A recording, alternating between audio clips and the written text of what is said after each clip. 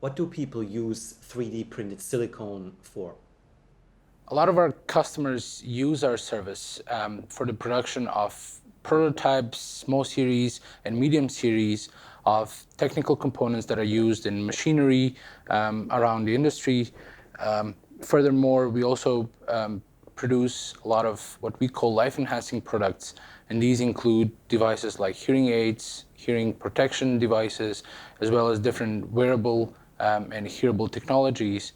Furthermore, our technology is also usable for the production of medical implants, such as stents, tracheal stents, aortic stents, as well as heart valves that are conventionally also produced via silicone. However, using our technology, we enable the mass customization of these devices to fit the patient-specific needs.